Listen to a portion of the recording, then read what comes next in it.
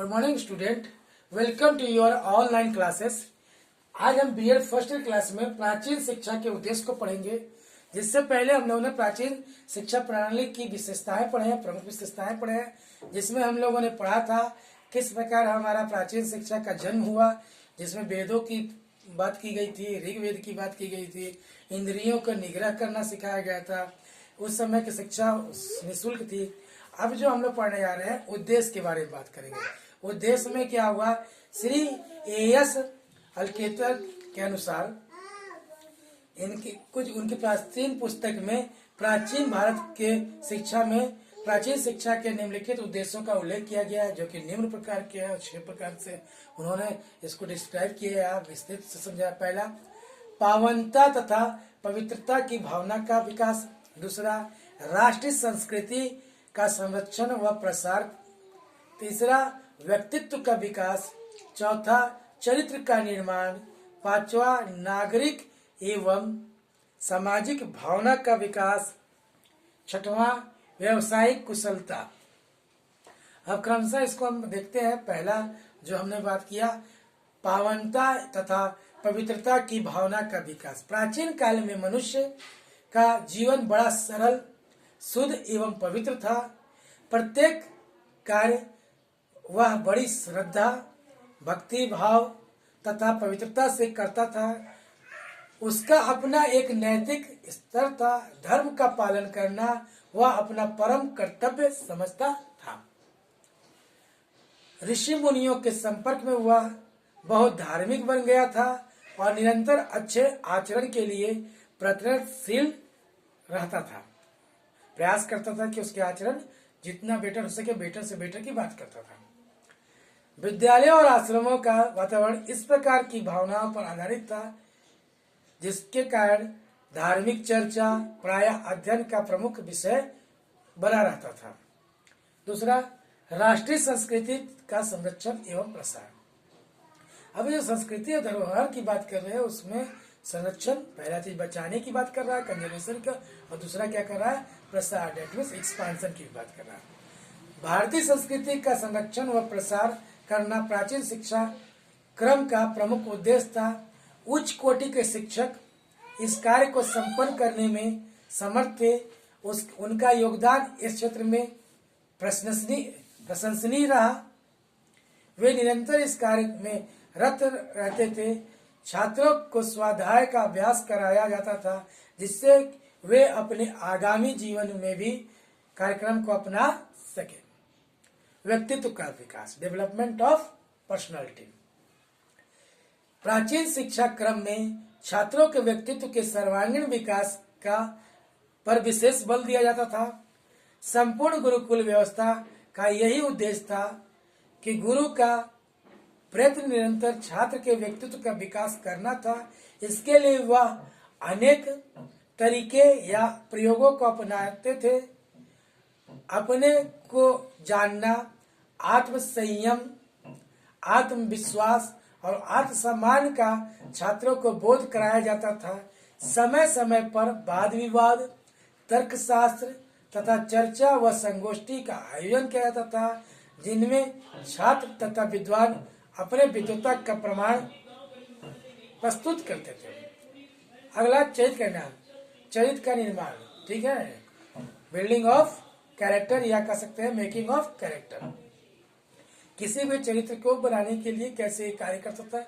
छात्रों के जीवन में चरित्र का निर्माण करना प्राचीन शिक्षा क्रम की प्रमुख विशेषता रही। गुरुकुलों की स्थापना इसी उद्देश्य को ध्यान में रखते हुए किया गया या हुआ था।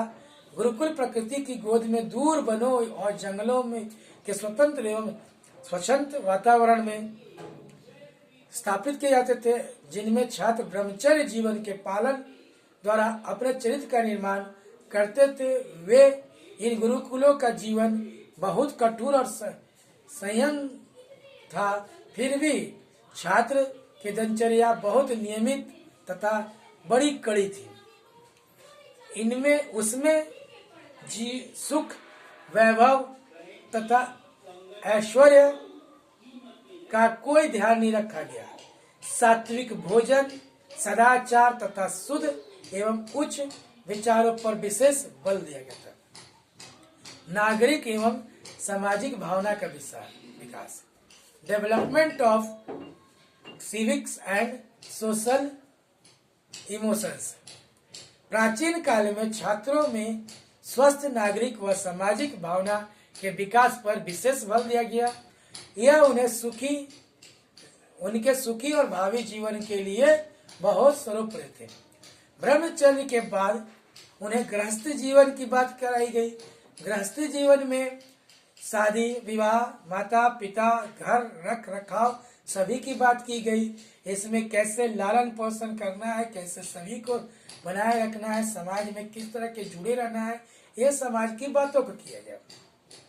साथ ही साथ वो जीवन जो गृहस्थी जीवन था, परिवार को चलाने के लिए और उसके साथ रहकर समाज का विकास करने की बात को कहते थे। इसके साथ वह एक स्वयं में उच्च कोटि का नागरिक बनता था और समाज के साथ वो जुड़ जाता था। लास्ट था जिसे कहते हैं अंतिम हमारा है, जिसमें व्यवसायिक कुशलता, वोकेशनल जो कह सकते हैं कुशलता मतलब स्किल्स का डेवलपमेंट।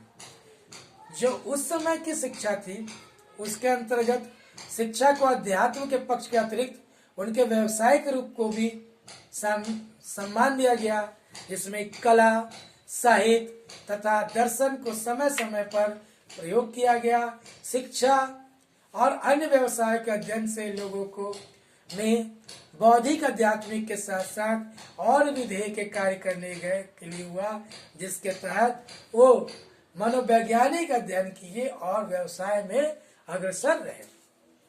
फिर से हम रिपीट कर दे रहे हैं आपको जो जो पढ़ाया गया आज के दिन। आज हम लोगों ने पढ़ा प्राचीन शिक्षा के उद्देश्य, दैट मीन्स आपके ऑब्जेक्टिव्स ऑफ एंशिएंट एजुकेशन, जिसको हम लोगों ने 6 कैटेगरी में बांटा। पहला, पावनता एवं पवित्रता की भावना का विकास। जो इसमें पावनता मतलब क्या है, एक तरह से शुद्ध की बात होती है। दूसरा, राष्ट्रीय संस्कृति का संरक्षण एवं प्रसार, दैट मीन्स इसमें क्या है, जो भी हमारा राष्ट्रीय मतलब क्या, नेशनल कल्चर का प्रिजर्वेशन या कंजर्वेशन एंड उसको क्या करना है, एक्सपांशन की बात की गई। तीसरा, व्यक्तित्व का विकास किया गया, व्यक्तित्व डेवलपमेंट ऑफ पर्सनालिटी की बात की। चौथा, चरित्र का निर्माण की बात किया गया, that means building the characters. फिर पांचवा था नागरिक व सामाजिक भावना का विकास, जिसमें से बात हुआ जो सिविक एंड कह सकते हैं सोशल इमोशन का डेवलपमेंट का। लास्ट में हुआ हमारा व्यवहारिक या कह सकते हैं आप लोग व्यावसायिक कुशलता का प्रोग्राम। इसके तहत इस काल में उद्योग, कला, कौशल और चिकित्सा शास्त्र की भी पर्याप्त प्रगति हुई, जिसके कारण भावी जीवन में वो लोग अग्रसर होते रहे। धन्यवाद। जो कल जो भी चीज किया जाएगा उसके बारे में विचार करेंगे। धन्यवाद।